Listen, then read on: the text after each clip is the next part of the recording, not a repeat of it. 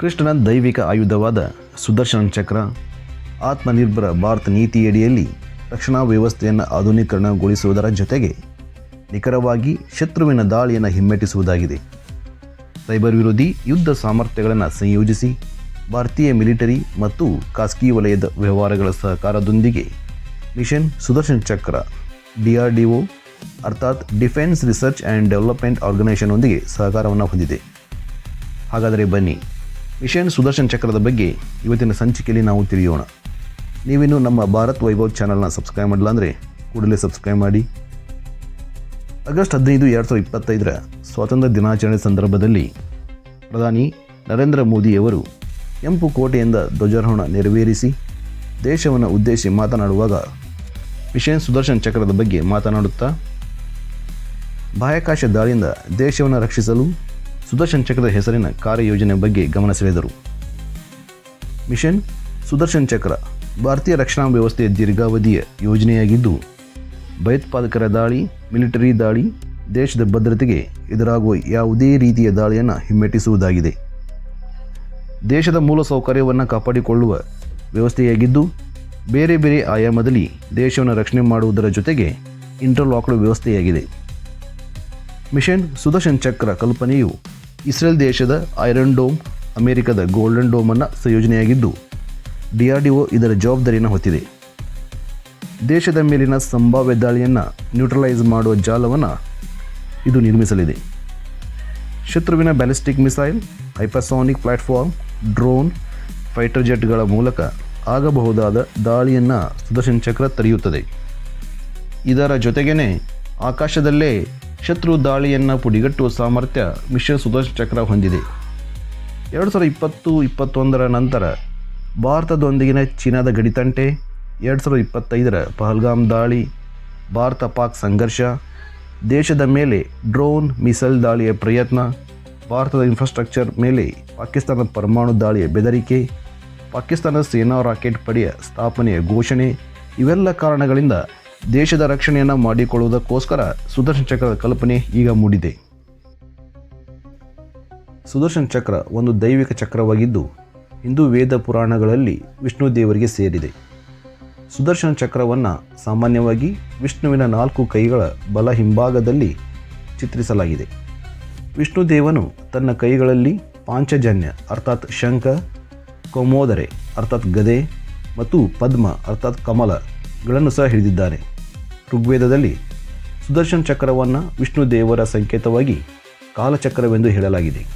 ವಿಷ್ಣುವಿನ ಉಗ್ರ ರೂಪವಾಗಿ ರಾಕ್ಷಸರ ನಾಶಕ್ಕೆ ಸುದರ್ಶನ್ ಚಕ್ರವನ್ನು ವಿಷ್ಣು ದೇವನು ಬಳಸಿದನು.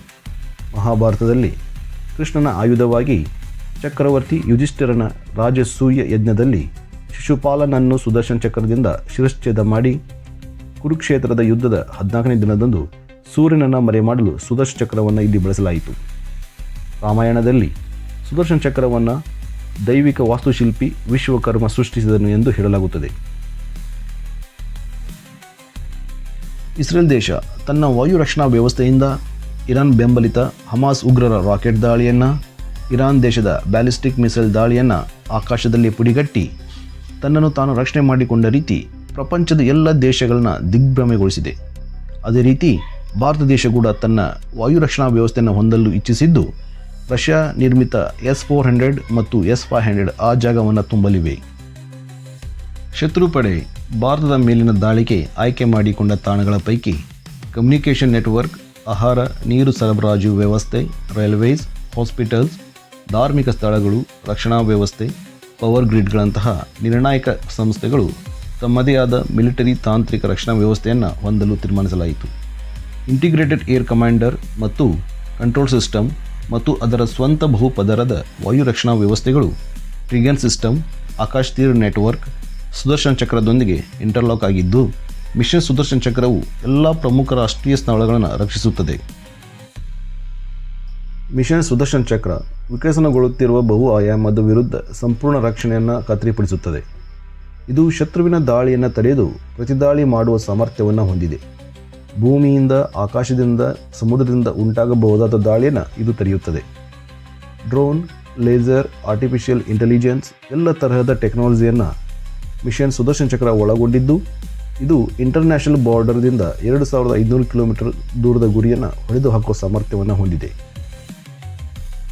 ಇಲ್ಲಿ ಆರ್ಟಿಫಿಷಿಯಲ್ ಇಂಟೆಲಿಜೆನ್ಸ್ ಬಹುಮುಖ್ಯ ಪಾತ್ರವನ್ನು ನಿರ್ವಹಿಸುತ್ತಿದ್ದು, ಇದು ರಾಷ್ಟ್ರವ್ಯಾಪಿ radar, command centre, interceptor missile, close range, long range, counter unmanned air system ಜಾಲವನ್ನು ಹೊಂದಿದೆ.